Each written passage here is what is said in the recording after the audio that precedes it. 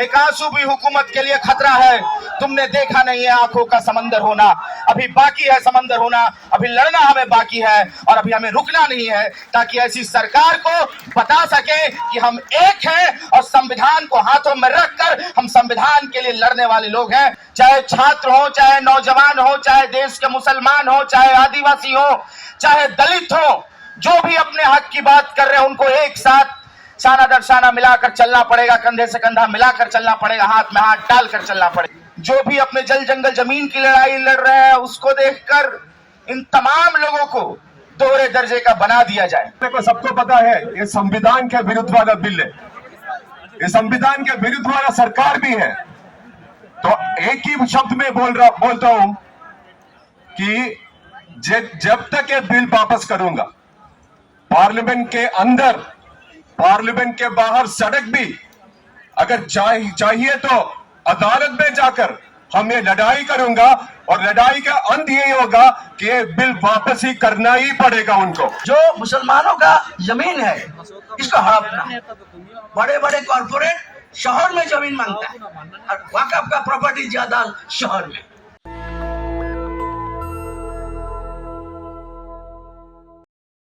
और जितने मेहमान आए हैं, जितने मीडिया के दोस्त आए हैं, आप सभी को मैं जय भीम पेश करता हूं, मैं सलाम पेश करता हूं कि आप इस लड़ाई में शामिल हैं और लड़ रहे हैं अपनी लड़ाई।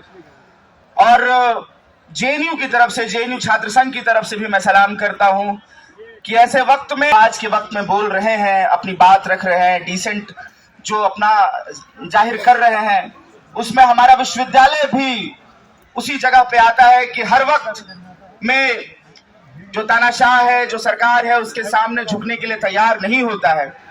और जो सवाल है हमारे बीच में कि अमेंडमेंट बिल का, और इसके लिए छात्रों के बीच में पहुंचने की भी हमारी जरूरत थी और हमने इसी तरीके से कि छात्रों के बीच में भी ये मामला जाए कि भाई ये जो सरकार है वो किस तरह से चुन चुन कर एक धर्म को देखकर और उसके साथ साथ जो भी बोलने वाले लोग हैं उसको देखकर, उसके साथ साथ जो भी अपने जल जंगल जमीन की लड़ाई लड़ रहे हैं उसको देखकर इन तमाम लोगों को दोहरे दर्जे का बना दिया जाए।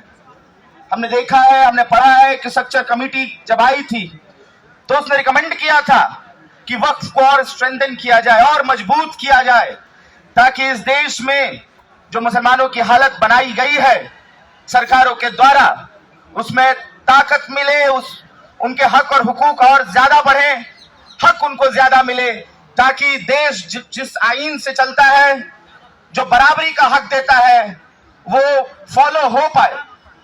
लेकिन ऐसा जो सरकारें ने नहीं किया और जो मौजूदा जो 15 साल की निजाम है उसने पूरी तरह से कोशिश की कि किस तरीके से हम तुम पर हमला करें, किस तरीके से हम तुमको खत्म करें, किस तरीके से हम तुमको मारें, ताकि इस देश में एक बहुसंख्यक जो राजनीति है वो मौजूद रह सके और उनकी सत्ता, उनका निजाम चलते रह सके। लेकिन आज जरूरी है कि एकताबद्ध होकर, चाहे छात्र हो, चाहे नौजवान हो, चाहे देश के मुसलमान हो, चाहे आदिवासी हो, चाहे दलित हो, जो भी अपने हक की बात कर रहे हैं उनको एक साथ शाना दर शाना मिलाकर चलना पड़ेगा, कंधे से कंधा मिलाकर चलना पड़ेगा, हाथ में हाथ डालकर चलना पड़ेगा। ये हमारी जरूरत है। आज कई संख्या में लोग आए हैं और मुझे लगता है कि हिंदुस्तान के हर जिले में, हर राज्य में इस अमेंडमेंट बिल के खिलाफ एक आंदोलन पुरजोर होना चाहिए।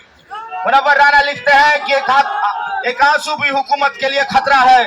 तुमने देखा नहीं है आंखों का समंदर होना, अभी बाकी है समंदर होना, अभी लड़ना हमें बाकी है और अभी हमें रुकना नहीं है, ताकि ऐसी सरकार को बता सके कि हम एक हैं और संविधान को हाथों में रखकर हम संविधान के लिए लड़ने वाले लोग हैं। आप सभी आए हैं, आप सभी को फिर से जय भीम, शुक्रिया, लाल सलाम।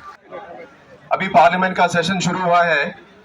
हर दिन तो एक आंदोलन होते रहते हैं, हम भी इधर शामिल होते हैं, पर पहली बार पूरा जंतर मंतर रोड बंद कर मिलिट्री को भी इधर हाजिर कर एक आंदोलन उन्होंने अभी तो आज करवाने का तो परमिशन दिया। उसका मतलब क्या है?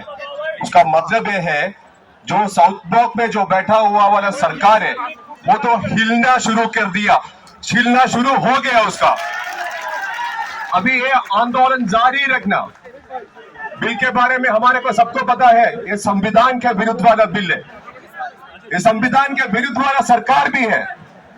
तो एक ही शब्द में बोलता हूं कि जब तक ये बिल वापस करूंगा, पार्लियामेंट के अंदर, पार्लियामेंट के बाहर, सड़क भी अगर चाहिए तो अदालत में जाकर हम ये लड़ाई करूंगा, और लड़ाई का अंत यही होगा कि ये बिल वापस ही करना ही पड़ेगा उनको। से आज के ये जो आपका समावेश है, आवाज है, इसमें आवाज मिलाने के लिए हाजिर हुआ।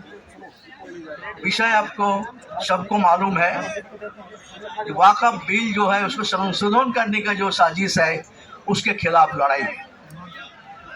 और ये जो वाकफ बोर्ड, मैं भी कुछ दिन वाकफ बोर्ड का चेयरमैन के रूप में काम किया था, मेरे भी थोड़ा हकीकत इसका मालूम था। और हम जो अनुभव किया है, जो नया कानून लाया है उसमें झूठ बोला जाता है। एक तरफ उसमें बताया कि वाकफ जो बिल है, क्योंकि वाकफ कानून में कमी है।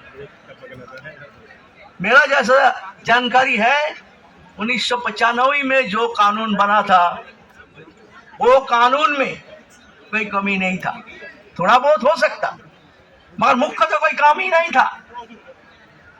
आज इस विचार करने के लिए है ये कानून का कमी है न सरकारों का कमी। कानून में जो जो शर्त था लागू करने के लिए वो आज भी लागू नहीं। उन्होंने बताया था इस कानून के आधार पर रूल्स बनाएंगे, कानून सीधा लागू नहीं होता, रूल से मुताबिक लागू होता है। मगर आप मालूम है आपका पूरा देश में ज्यादातर राज्य में उसका रूल्स नहीं बना था, अभी भी रूल्स नहीं बना। 2013 का फिर दोबारा कानून बनाने का कानून उसमें भी रिपीट हुआ। बोल रहा है जो रूल्स तुम बनाएंगे, रूल्स कौन बनाएगा, इसमें कौन है, दाई मुसलमान है तुम ने क्या कानूनी व्यवस्था है, तुम कानून बना के उसको लागू करने के नहीं देंगे, रूल्स नहीं बनाएंगे तो लागू कैसा होगा।